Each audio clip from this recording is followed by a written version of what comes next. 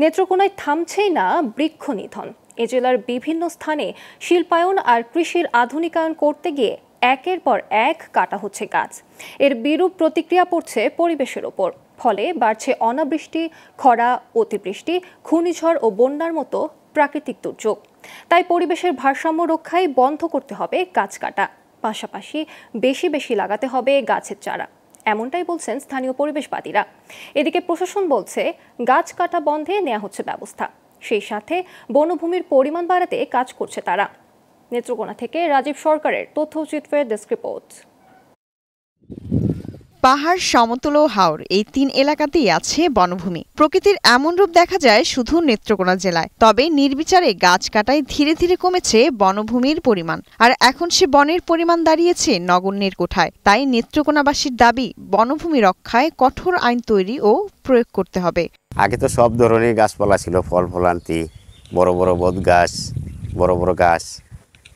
এখন তো এগুলো নাই, পুরানা গাছ।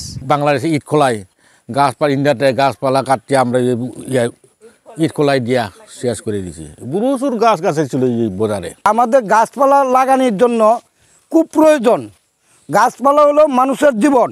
দিন দিন এ জেলায় বনের পরিমাণ কমে যাওয়ায় শঙ্কা প্রকাশ করেন পরিবেশবাদীরা। তারা মনে করেন প্রকৃতি বাঁচাতে বেশি বেশি গাছ লাগানো দরকার, পাশাপাশি করতে হবে পরিচর্যা আর প্রচুর গাছ লাগানোর আহ্বান জনপ্রতিনিধিদের। ৮-১০ বছর আগেও স্কুল কলেজের শিক্ষার্থীদের মাঝে গাছের চারা দেওয়া হতো, ঘটা করে বৃক্ষরোপণ কর্মকাণ্ড শুরু হতো, কিন্তু এখন আমরা সেটা দেখতে পাচ্ছি না। পর্যাপ্ত পরিমাণ আমাদেরকে বৃক্ষরোপণ করতে হবে এবং আমার মনে হয় যে প্রতিটি সরকারি যে রাস্তা আছে, রাস্তাঘাট সহ এবং স্কুল কলেজে যে পর্যাপ্ত জায়গা আছে, প্রতিটা জায়গায় আমাদের বনায়ন করা উচিত।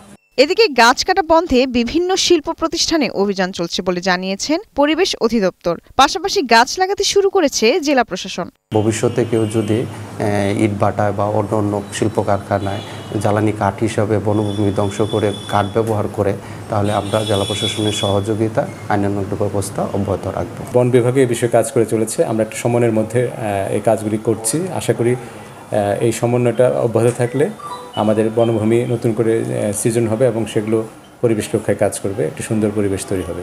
বনভূমির পরিমাণ আবারও বাড়ানো ও সংরক্ষণের সব ব্যবস্থা নেবে সংশ্লিষ্ট কর্তৃপক্ষ, এমনটাই প্রত্যাশা নেত্রকোনাবাসীর। Global television news desk.